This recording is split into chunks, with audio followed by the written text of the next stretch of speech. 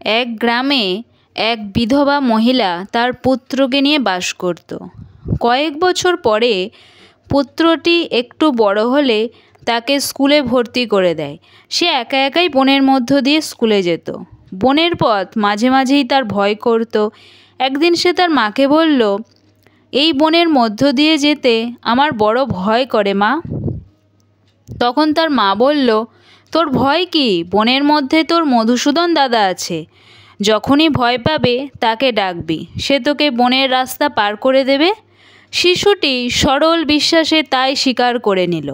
পরের দিন স্কুলে যাবার সময় যখন তার ভয় পেল, তখন সে উচ্চ স্বরে মধুসূদন দাদা বলে চিৎকার করতে লাগলো।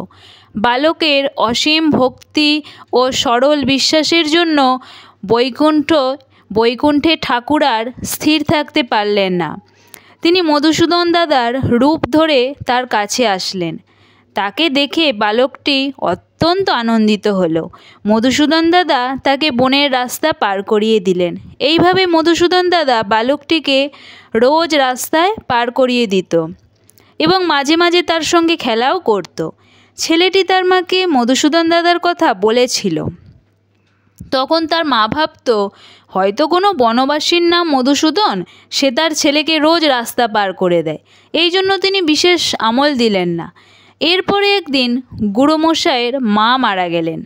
স্কুলের সমস্ত ছাত্ররা কিছু কিছু জিনিস দেবে। গুরুমশাই তখন ওই বালকটিকে জিজ্ঞাসা করলে, তুই কি নিয়ে আসবি? বালকটি বলল, আমি জানি না, কাল মাকে জিজ্ঞাসা করে তারপর বলবো। পরের দিন সে তার মাকে জিজ্ঞাসা করল। তার মা বলল, তুই তোর মধুসূদন দাদাকে জিজ্ঞাসা করবি। ছেলেটি আনন্দ সহকারে মধুসূদন দাদাকে জিজ্ঞাসা করল। তখন মধুসূদন দাদা বললেন, তুমি গুরুমশাইকে বলবে শ্রাদ্ধের জন্য যত দই লাগবে তুমি তা দেবে। ছেলেটি ততোধিক আনন্দিত হয়ে গুরুমশাইকে তাই বলল।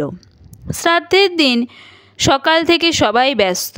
অনেক লোকজন এসেছে। প্রায় দুপুর হয়ে গেছে। এমন সময় সেই ছেলেটি ছোট একটা ভাঁড় দই এনে হাজির। গুরুমশাই এই ছোট এক ভাঁড় দই দেখে অত্যন্ত রেগে গেলেন। তিনি বালকটিকে অনেক বকলেন। সে অত্যন্ত মনের দুঃখে এক জায়গায় বসে কাঁদছিল। এমন বাড়ির ভেতর থেকে একজন এসে বলল, গুরুমশাই, অবাক কাণ্ড! এই ভাঁড় থেকে যখন দই শেষ হয়ে সঙ্গে সঙ্গে ভাঁড় আবার ভরে যাচ্ছে আপনা থেকেই। গুরুমশাই একটু অবাক হলেন। বাড়ির ভিতরে গিয়ে দেখলেন সত্যিই তাই হচ্ছে। তিনি বালকটিকে ডেকে জিজ্ঞাসা করলেন, এই ভাঁড়টি তোকে কে দিয়েছে? সে বলল, মধুসূদন দাদা। এইটা দিয়ে বলেছে যত লোক আসবে সবার জন্য হয়ে যাবে। গুরুমশাই, তোর মধুসূদন দাদা কোথায় থাকে বালক? বনের মধ্যে। তখন গুরুমশাই বলল, আমাকে দেখাতে পারবি? বালক বলল, নিশ্চয়ই, চলুন আমার সঙ্গে। অতঃপর গুরুমশাই কয়েকজন লোক সাথে করে বনের মধ্যে গেলেন। সেখানে বালকটি উচ্চস্বরে মধুসূদন দাদা বলে চিৎকার করতে লাগলো, কিন্তু কেউ এলো না। খানিক পরে এক আওয়াজ এলো, পুত্র, তোমার সরল বিশ্বাসে জোরে আমার দেখা পেয়েছ, কিন্তু তোমার সঙ্গে যারা আছে তারা বিশ্বাসী নয়, তাই তাদের সামনে আমি আসতে পারবো না। এরপর গুরুমশাই বালকটিকে বুকে জড়িয়ে ধরে অনেক আশীর্বাদ করলেন। আজকের এই উপাখ্যান থেকে কি বুঝলেন? যদি সরল বিশ্বাস থাকে বালকের মতন, তাহলেই ভগবান দর্শন করা যাবে, অন্যথায় ভগবান দর্শন করা সম্ভব হয় না। এক কথায়, বিশ্বাসে মিলায় কৃষ্ণ, তর্কে বহুদূর।